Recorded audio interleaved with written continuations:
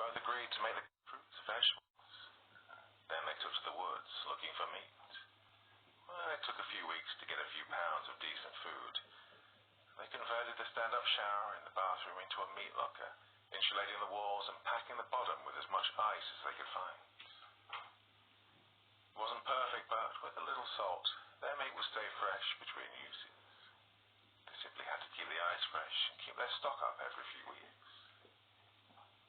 The weeks passed, and they feasted on several rabbits, squirrels, and random rodents. It wasn't ideal, but it did keep them fed. They became more creative with their recipes to make sure it didn't become redundant. They hunted during the day and set traps for predators. At night they read from a small library of books they'd found during their searches of the cabins.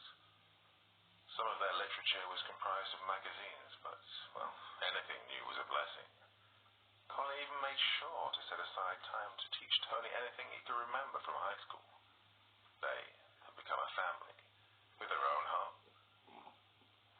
"You don't talk much about your family," Colin said one night after dinner. "You never asked," the boy replied in a matter-of-fact tone. "Well, I am now. So?" Colin quizzed. Tony paused for a moment, his eyes drifting off into a memory of a life he'd almost forgotten. When the facts came flooding back, he began telling a story, just like one from their books. Tony had come from a broken home. He'd never met his father. His 3 older brothers did most of the providing. Their mother was addicted to heroin, and when he was 9, a social worker arrived to remove him and his brothers from the home. They spent the next couple of years being shuffled among foster homes. That was until the fall, when he'd been separated from his siblings and had no real idea where they were. Colin almost cried to find out that Tony had been abandoned the day of the fall. The boy had huddled in their basement alone while the world came crashing down. When he emerged, the home he'd been living in for the last few weeks had been destroyed. His foster parents never even called to let him know that they weren't coming back. Colin hugged his new friend, which made Tony cry as well. Colin made him a promise that he would never leave him like that, and Tony promised the same.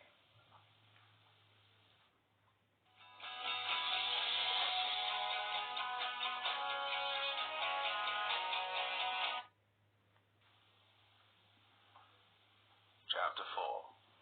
The Long Road. When the snow began to melt and winter gave way to spring, Colin was hesitant to leave their new home. It had become a comfort in a world so devoid of such pleasantries. It took Tony reminding him of their destination to bring Colin back from that dream. They both knew they could not survive here forever, especially now that there was no snow or ice to keep their food fresh. It had become more difficult to find wild games of late as well. They could only assume that their activity there had driven most of the wildlife away. They would have to prepare to leave their home. Their pace had slowed. There was less of an urgency to make good time. They had one another, and for now that was all they needed. It took them far longer to make it to Wisconsin than it should have, but summer was close and the map showed a nice-sized lake right within their path. Colin wanted to take a break in a town nearby and enjoy the season. It was like having a real family vacation for once. He'd never traveled much as a child. It seemed like the best time of any to have some fun, especially now that Tony was with him. They unloaded their belongings into a large home at the end of what should have been Lewis Street, West Salem, Wisconsin. The backyard had a view spanning across a lake that the map named Neshonoc. Colin stood at the edge of the dock as Tony ran to the end of it. There was a small boat tied to a post, just floating within the water as if it had been forgotten as well. Tony came rushing back with fishing poles in hand. "Look, maybe we can catch some dinner," the boy yelled with excitement. "Maybe," Colin said with a smile. "You know how to fish?" "Well, not really. My brothers took me once, but it was a long time ago." Tony seemed sad at the thought, but, "Hey, you can show me right." Colin nodded and grabbed a pole before following Tony to the dock.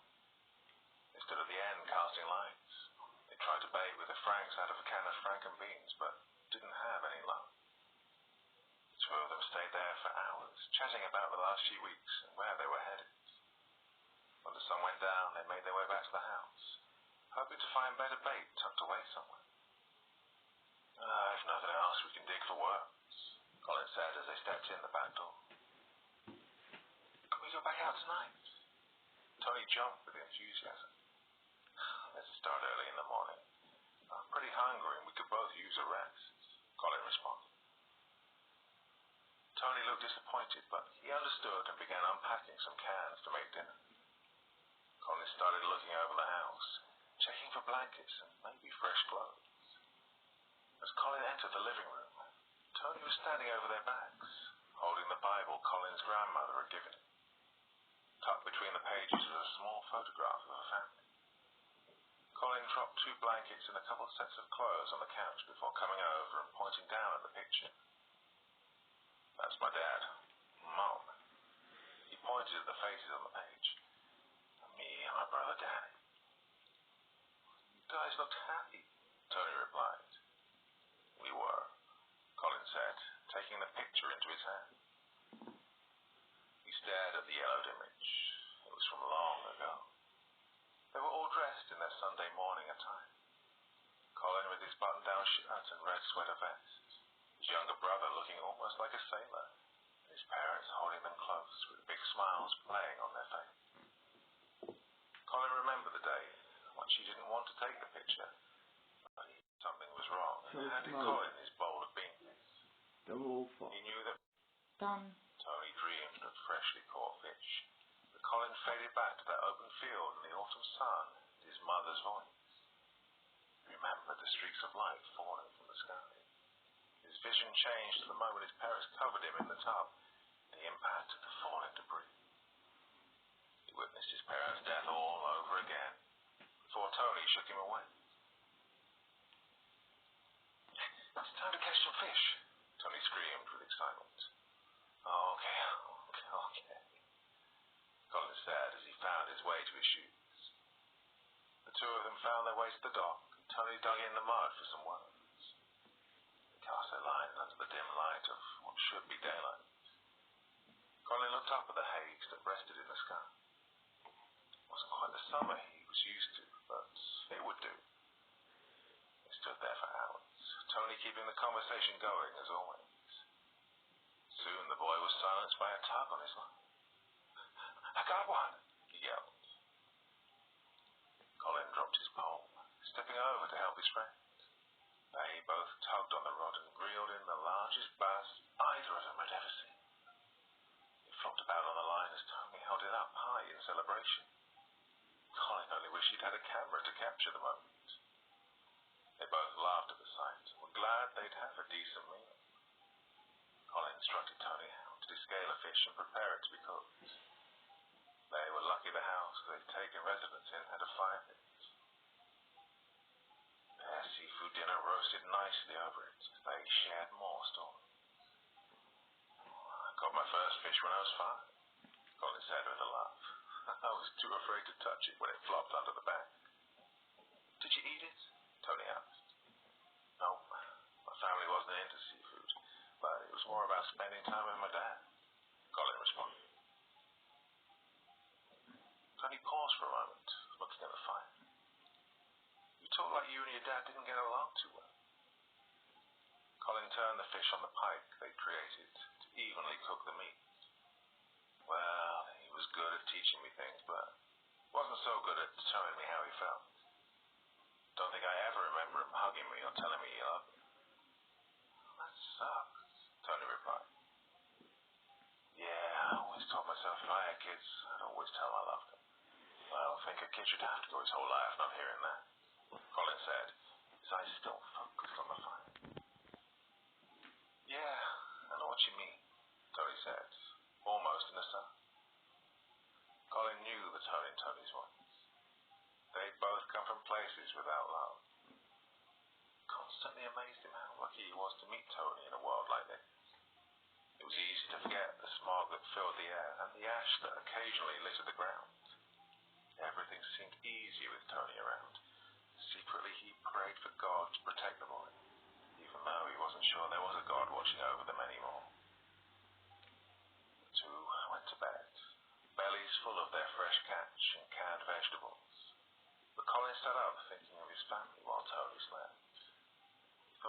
Tony had said about Danny possibly being alive. His young friend had been right about so many things and wondered if his little brother might still be out there somewhere. He wondered what he might say to him if he ever saw him again. He found a pen within a desk drawer and began writing in the blank pages at the end of his Bible. When Tony woke up, he watched Colin tuck his Bible back into his pack. That's what he was doing.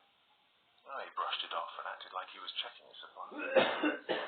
Colin suggested they go down to the water and take a swim, but Tony became hesitant. When Colin noticed how apprehensive his friend became, it caused him to question it. That's when he found out that Tony couldn't swim.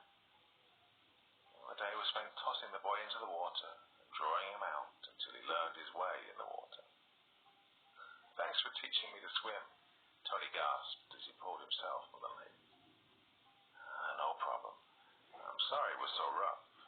It's the only way I ever learned." Colin laughed slightly. Tony brushed the water from his face. "No, it's fine. It seems to be the only way to learn anything anymore. You get tossed in the deep end, and if you come up, you survive." Colin couldn't respond to that. It was the most honest thing he'd ever heard. The whole world was the deep end now. Everybody had been tossed in. The people that were left were the ones who were either strong enough to stay afloat or just plain lucky. Colin wondered which of the two he was and looked to Tony, questioning the same thing. "Listen," Colin said in a somber tone.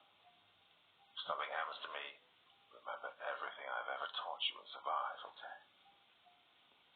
Tony's eyes got wide and he leaned back from his friend. Colin had never spoken to him that way. It was almost as if an elderly family member was saying their last goodbye.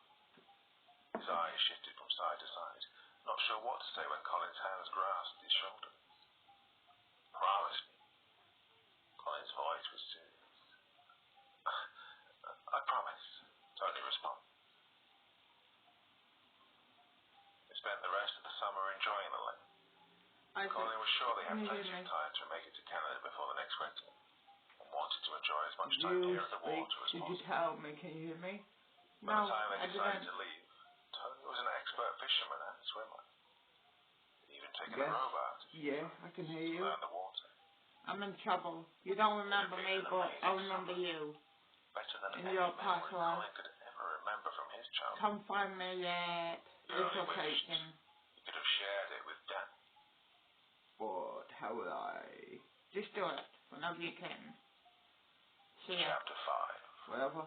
Autumn leaves. By August, they'd reached North Dakota, which meant the border was not far away. The open fields that once held wheat went on for miles, with the occasional town speck between them. Yeah, I'm Tony ready. would make games of tag last for hours. Done. Pause it. Let's go into my room. Let's do this da-da. Put your hair. Oh hi. As you can see, I'm at the safe zone. Let's say around. Have a joint then, you know. This is my room. My bed, dining table, kitchen, lounge room. Over here, my office. Then over here we have my daughter's room and my mom's room over there. Just safe zone area. This is where people live and stay, including my men. Let me say around downstairs. We got a mole up top there. Down here we have shit of different, you know, we have moles and shit like that. We also have fishing areas, also the docks we own. This is the safe zone pretty much. Without my group and me, there will be no safe zone. Press play and smoke some weed and watch some Kobe. So you're saying you've never seen this either called? What are the odds? Oh, boy. There used to be a spot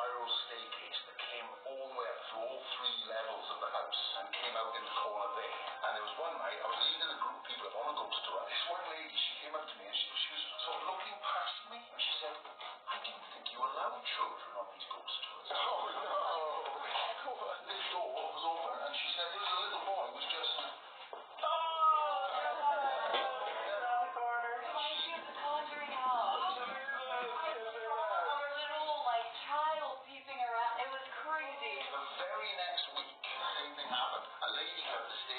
She looked past me, except this lady didn't sort of side up to me and say, "Oh, I didn't think you had children."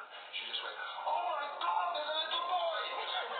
Everybody told me, well, nobody else saw him, but everybody heard going off down the corridor, you could hear. So there's a little boy, and he makes himself known, so he touches people. So when the lady came to the house in the middle of the day, she was with a sort of quite big group of the public, and she just felt a little hand pulled onto hers. But she thought it was one of the children, unit children.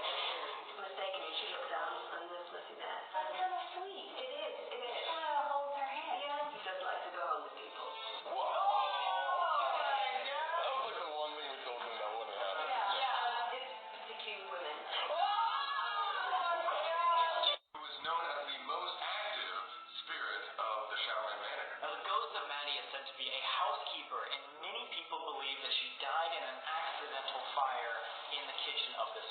Some people think that she's not pleased when things are left a little bit disordered. We think she could have been a housekeeper, but we're not 100% sure. She's apparently seen all around the grounds and is known for causing grief and sadness. She makes grown men cry. Some people have broken down in tears. And it's happened to an ex-chief of police, so somebody who would have seen terrible things in his job, a rugby player as well, captain of the under-21 South African rugby team, which is not something you do in front of your mates. Can I cry all the time?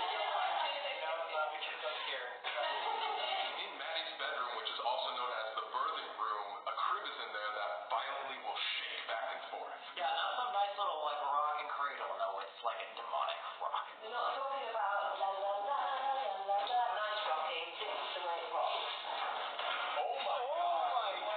What the? That's like some demon shit. It's not nice. She's also known to show herself in the kitchen downstairs, so maybe we can find her there. Maddie's seen right there. At the time it was a wall, they had this fireplace blocked in, but where she disappeared would have been about here. So we've got three particularly good accounts of her. One was a man called Jeff Hamer, who woke up in the middle of the night, and he said the first thing he noticed, it was freezing cold. And as he looked up and sort of his eyes adjusted to the light, he saw the figure of a woman stood in the corner.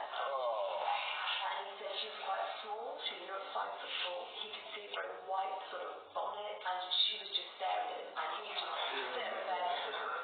As he stared at her, she just started to slowly walk towards him. Oh God! And then she just kind of drifted back and disappeared into the wall. Tonight, we want to see if we can confirm how Maddie died and if she knows why everyone was so afraid of the evil coming into this house. Right now, we're going to Maddie's room. Well, up to you. Oh, God. I don't want to cry. Oh my God! I'm supposed to cold breeze on my neck. Maddie! EP for Edward Pritchard, MM for Mary Mansell. It's a marriage chest. It was traditional that you would have a chest given to you on the day that you married, and it always had family initials as well to show the joining of two families together. Are you seeing something over there? I'm hearing this again. Wait, what'd you hear? I don't know, like murmur, something. Who's listening? Voices? Wait. Is this a thud? I don't know. It looks like somebody sat in that bed. Oh yeah, like right there. It's very indented. Is that always like that? And the pillows are messed up. Not usually. No, we usually keep it in pretty good order. Here's your booty. Here's a tooth freaking legs right there. Can you tell us a little bit about Maddie's room? Is this an active room? A lot of it's to do with the emotional effect it has on people. It seems to be that corner particularly. I was like, did something happen over here? Because we've been told by sort of two independent psychic mediums a very similar story. It seems to make sense that she was badly burnt and that she was brought here. Now, when Rose Williams lived here the last it happened, she remembers there being this old iron bedstead. We did have a young man come here, and this young man had Down syndrome and was into absolutely everything, loved it all, went all the way around. But when he went home, he was telling his dad that in this room there was a lady in that corner on an iron bed, like a metal bed, he said, and she was very ill, and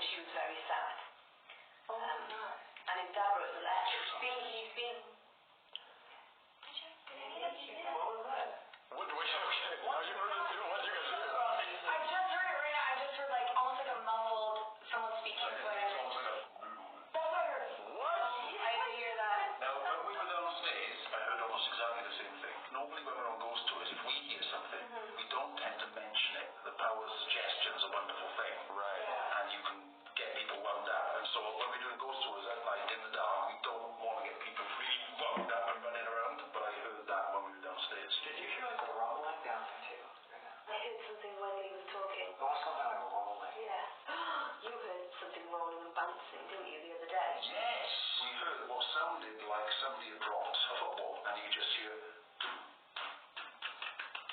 Whoa.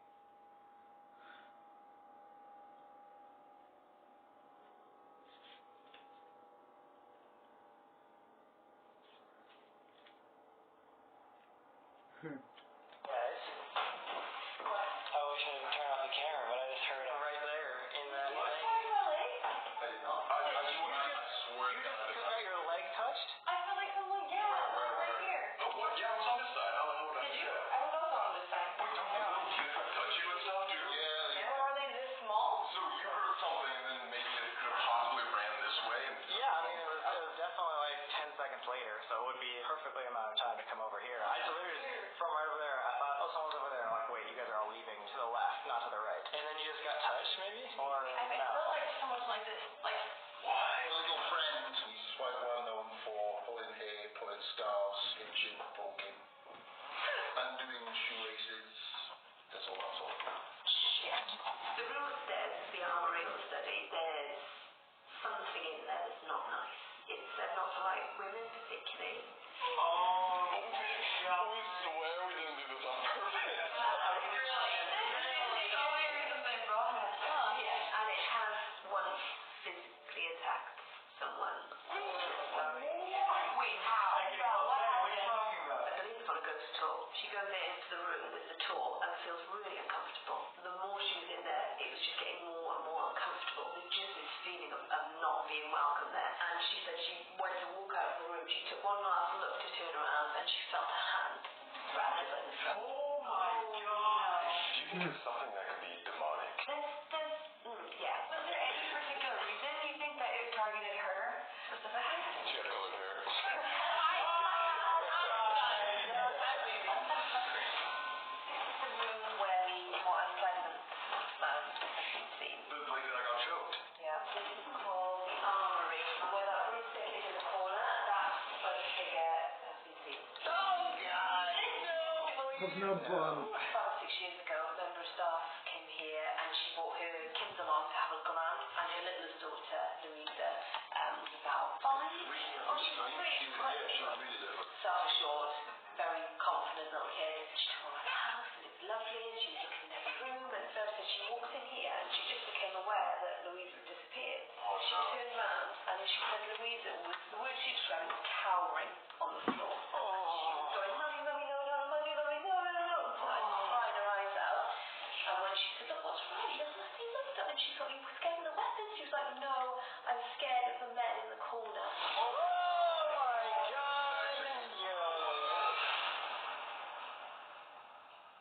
Now moving on to Mr. Edward Pritchard, who was the owner of this house. Actually, his grandpa, I think, was the one that built this house. He is most often sighted in this room that we are standing in right now. Literally right there. So we have a ghost sighting of who we think is Colonel Pritchard in the Great Hall. Pretty sure it was him because he was sat on what's called the dais, which is a raised part with a high table. He had his head down and wearing a hat, which kind of suggests that he was most likely the owner of the house. The style of his clothing was just slap bang middle of the Civil War. And it's significantly raised hat. 17th century, if you walked into somebody else's hat, somebody else's hat with a hat on, that's dishonor. You're really dissing someone, you know. So the Pritchard family was here during the English Civil War, which between that and the Black Plague meant that a lot of people were fearing death around this time. It'd be rare for somebody to reach their adulthood. About 50% of children didn't make it to their 5th year, so What? If you had 10 children, you could expect half of them would die by the time they were 5 or 6 years old. One of the most pivotal moments in the Civil War happened in these walls. King Charles I was trying to keep his position. He was losing out on a lot of soldiers and supporters, so he came here and met with the Pritchard family. That meeting didn't go so well, and the Pritchards actually decided to betray the king, who before they were loyal to, and turn to the other side. Soon after that, King Charles lost the war and lost his royalty. A lot of people say that this was the pivotal moment of the Civil War, and it's because of how impactful that was. Pritchard and maybe King Charles are said to replay that moment here over and over again. Our goal is to find out why Edward Pritchard still stays here. Like, is he trying to replay that moment over and over, or is there something more? Why do you think he's still here? he did have, in some ways, a tragic life. He was absolutely desperate to carry on the line of the British temperature, and his two sons died. His wife died in 1649, and she was in her 30s. So he lost like all of his family. Yeah. Dang. Katrina and Stas are downstairs real quick, but we just want to say, wait until the ending. We got a surprise. I don't think they're gonna like us after this. I don't think so either. Guys, we're sorry. What do you guys think? What's your overall thoughts after that? There's just a lot. I feel like I walk in every room and there's like 10 stories about it. I'm like, oh my goodness. Like, we're gonna get that. I think it's crazy that they have so many stories where like the whole group sees whatever it is. It sounds like we're gonna have a high chance of seeing something for sure. It's time to catch some demons. It's investigation time! It's midnight right now. We are walking up to the Shadow Man Manor to start our investigation. There you go. Do you really? Are you serious? No, but let's get inside. Oh, what? Why would you do such a thing? Wait, really quick before we start. Listen how quiet it is in here. It's like. We can hear everything. It's like one little step, like we can hear. It's so quiet, my ears are ringing. Alright. Are you freezing? Or is that just me? It's really warm right here. I'm really warm. I just got so cold, like, especially this hand. I'm like frozen. What the? Apple. We are back at Maddie's room for our first investigation. Maddie could be a nice ghost. She could be nice. We don't know. But she's also made people cry before, too. So. Yeah. What are you staring at? I don't know. I was watching her. There's No! Yes, I was thinking if it was like there or not, but then I was like, maybe it's just nice. I was waiting to see. This is where the kid could be. Speaking of the kid, should we take that cradle that goes back and forth? Remind me again, why is the cradle so important? Because he lost his kids, right? I'm pretty sure he He died. lost 2 sons. Well, maybe we just take it if it's the cradle they're focusing on and bring it to Maddie's room anyways. Who wants to pick it up? On YouTube. It just starts shaking violently right now. Well, if anything that used to shake this cradle is around, I invite you to come talk to us in Maddie's room. We have a little surprise for you. Alright, so this is Maddie's room. Allegedly, she died here in this corner. This is not where people technically see her. They see her downstairs, but they get the feeling of sadness. They get communication sounds, things moving in here. Should we go set up a camera downstairs then, just in case she does appear while we're trying to talk to her up here? You are the smartest person. Thank you. Yes. Thank you. Alright, now you go alone. Yeah, you want to go alone? See ya. You're gonna make me go alone? Yeah, go alone. No light. For real? Yeah. No, like, No, can you do it? I know the bug. Can you do it? Just throwing me in the deep end like first 10 minutes. Cold as I do. Don't say that. I was just kidding. Oh. Don't let Maddie steal you. How did I get dragged into going down here by myself? I cannot believe there was an 8-foot tall shadow figure. A lot of the places that we've been to in the past say that the shadow figures that they see are like 7, 8 feet tall too. It's like a common theme, which is super weird, but this is the room where she is spotted. She apparently backed into this wall of vantage, so I'm gonna point the camera right over towards this spot. Alright, Maddie, if you're down here and you want to show yourself, now would be the time. I'm gonna leave this camera right here if you would like to do so. We're gonna try to talk to you upstairs if you would rather talk to us up there. I hope we're able to communicate tonight. Wait, I just realized I have to walk back upstairs without the camera this time. Fuck. Oh, hell no. Like we said, we have a little surprise. Obviously they have this nice, beautiful little doll here, but why not make it a little more haunted, right? We won't take the doll. Instead, we brought some haunted dolls of our own. Is that a Sam and Colby doll? This is blonde and brunette. Yes or no question that does a bunch of different answers. One of them is emotion. I think this is my favorite part of the envoy. Can you please describe how you're feeling with us here in your room? There's like happy, mad, like indifferent, confused, scared. All you need to do is tap this or get close. Maybe we need to give her like some space. I don't know. Kind of crowding all around it. Should we move that bench, maybe? Some people think that she's not pleased when things are left a little bit secluded. Once we move that Oh, bench, no you problem. move this in the corner. Didn't you say that you felt something weird in the corner? Yeah, in this room there was a lady in that corner. Wow. Yeah. What is in here? I'm just kind of curious. Vacuum or something? Oh, what? Smoke a blunt. In case you think that this would be setting it off, this is not emitting a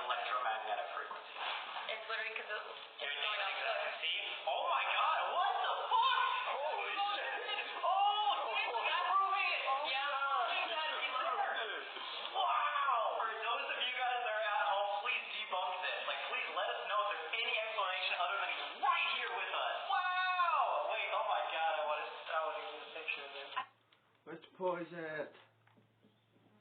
Head back to the crib. I'm in the base. You know what I fucking mean, not the crib or the base, but you know. Head to bed. Go look for that chick. For some fucking reason. I'll show you the mole. The mole is up here. This is the shopping center. This is the local market, pretty much, for my, you know. Let's head to bed, wake up in the morning, go look for that chick. Why not? It's another day in the morning, cunt. It's another day. Okay, let's go. Let's go down. Here. This is my headquarters. This is for only me. Well, the rest of the fucking, you know, is for other people. My quarters is fucking, how do I explain it? It's cut off. No one can go in besides me. So yeah. Let's go towards this way, I guess. I'll see you when I'm there. Before we carry on, the tow join. Now let's go up carefully. Careful. Oh, hi there. Die.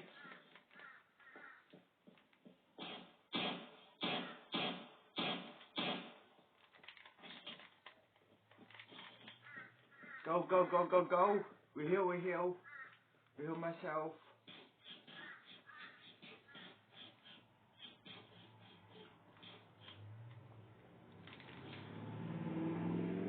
Die.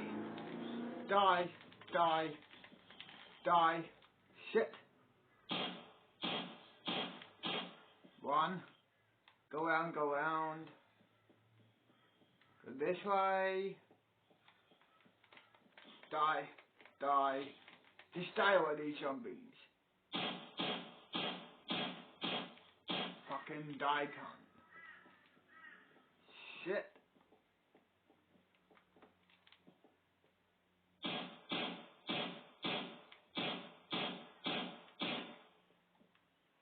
Go around them. Die.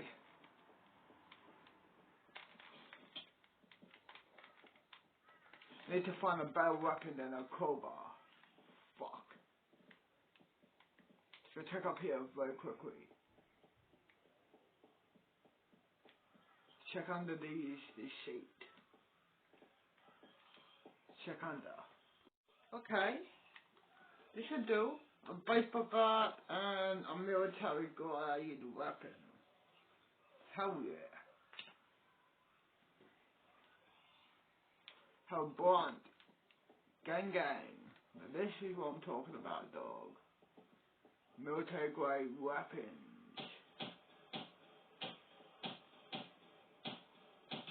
Oh fuck, hi there. Die. Die. Die. Die. Shit. Stay back. Die. Die. Die. Die. Die. Die.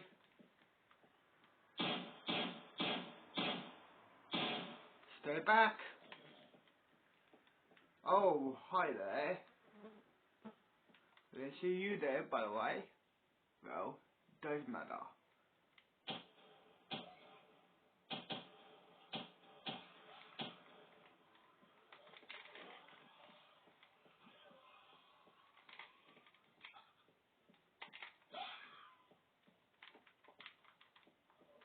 Die. Shit, man, I got poisoned. Come on, heal up.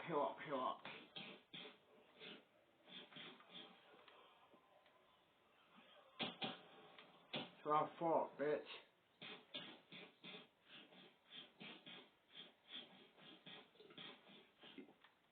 There we are. Got some morphine in me.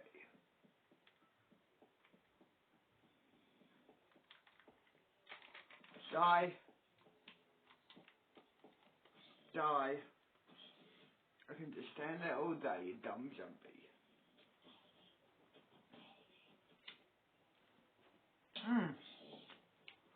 Shit, hold there, they saw them. Die. Just die already. Do me a favour and die. Well, shit. Die. Just do me a favour and fucking die. Thank you. Come on. Thank you. You're welcome. So how did you get stuck here? I was reading the place and the whole horde of zombies trying to, you know. So I locked me inside the shop. Okay. Well, let's go back to the safe. Fuck, I can't speak. Let's go back to the fucking safe zone. You got a safe zone? Yeah, pretty much. Cool. I'll see you guys on there. Well, here we are. Back at the safe zone. Cool. I know. You can rather sleep in the boat or over there or sleep up here. You can choose your rooms, basically. I'll choose my room up here. Cool. You do that, I'll watch YouTube here. Shit. Oh, it is what it is. Okay. Press play. What's Sharon Kobe? How's Vaughn? She's like warning us. You want to get a picture while I'm filming it? Dude, I feel like Edward Pritchard is the type of guy that's going to look after us. I think yeah.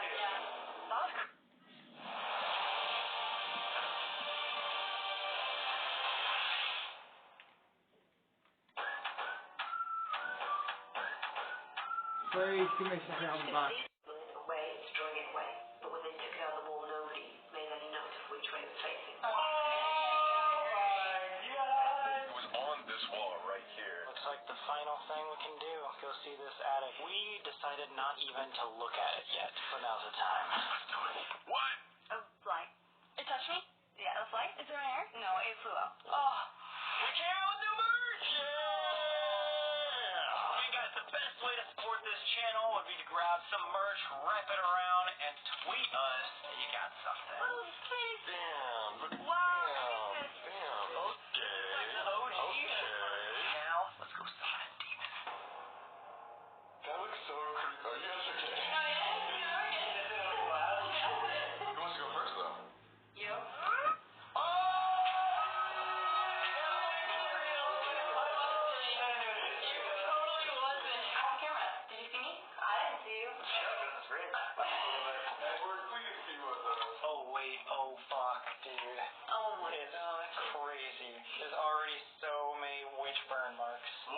Not only was this the most witch marks ever, but they sealed this entire room off because of whatever's inside. Oh my, dude, look, all over, those are all burn marks. Oh, it's so tiny. It's really tiny. It's so tiny. Look at all those chickens. Look at all these burn marks, dude. Whoever was in here was incredibly paranoid. There's gotta be like 100. I guess I'll see you later. A month later, 4 days later, 6 days later, 2 weeks, a week. Who fucking knows? But see you when I fucking see you again.